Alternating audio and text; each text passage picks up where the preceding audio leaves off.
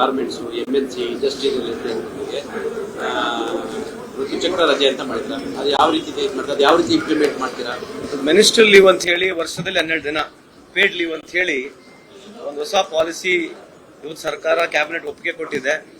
ವಿಶೇಷವಾಗಿ ಹೆಣ್ಮಕ್ಳು ಗಾರ್ಮೆಂಟ್ ಇಂಡಸ್ಟ್ರಿಯಲ್ಲಿ ಕೆಲಸ ಮಾಡೋದು ಬಿಟ್ಟರೆ ಎಲ್ಲದೇ, ಬರೀ ಗಾರ್ಮೆಂಟ್ ಇಂಡಸ್ಟ್ರಿ ಅಂತಲ್ಲ, ಹೆಣ್ಮಕ್ಳು ಆ ಒಂದು ಸಂದರ್ಭದಲ್ಲಿ ಏನು ಆ ಮಿನಿಸ್ಟ್ರಿಯಲ್ ಪೀರಿಯಡ್ ಇರ್ತದೆ ಆ ಸಂದರ್ಭದಲ್ಲಿ ಅವರು ಯಾವ ದಿವಸ ಬೇಕಿದೆ ಅವ್ರದ್ದು ಒಂದು ದಿವಸ ಲೀವ್ ತಗೋಬೇಕಂತಕ್ಕಂಥದ್ದು ಇದು ಒಂದು ಸಮರ್ಪಕವಾದಂತಹ ಒಂದು ಚರ್ಚೆ ಮಾಡಿ ಒಂದು ಅಧ್ಯಯನ ಮಾಡಿ ಲಾ ಕಮಿಷನ್ ರಿಪೋರ್ಟ್ ಕೂಡ ಅವರೊಂದು ಬಿಲ್ಲೇ ಮಾಡಿದ್ರು. ಅದಂತ ತಕ್ಷಣ ನಾವು ಒಂದು ವರದಿ ಮಾಡಿದ್ವಿ, ಒಂದು ಕಮಿಟಿ ಕಾನ್ಸ್ಟಿಟ್ಯೂಟ್ ಮಾಡಿದ್ಮೇಲೆ ಸುಮಾರು 75 ವರ್ಗದ ಬೇರೆ ಬೇರೆ ಜನರು ಬಂದಾಗ ಸುಮಾರು ಬಹಳಷ್ಟು ಜನರು ಇದ್ರ ಬಗ್ಗೆ ಒಪ್ಪಿಗೆಯನ್ನು ಕೊಟ್ಟಿದ್ರು. ಇವತ್ತು ಅದನ್ನ ಸರ್ಕಾರ ನಮ್ಮ ಸಚಿವ ಸಂಪುಟ ಅದಕ್ಕೆ ಅನುಮೋದನೆ ಕೊಟ್ಟಿದೆ. ಹಂಗಾಗಿ ಕರ್ನಾಟಕ ರಾಜ್ಯದಲ್ಲಿ ಇದು ಒಂದು ಪ್ರೋಗ್ರೆಸಿವ್ ಬಿಲ್ ಅಂತ ನಾನು ಈ ಸಂದರ್ಭಕ್ಕೆ ಹೇಳಲಿಕ್ಕೆ ಬಯಸ್ತೇನೆ.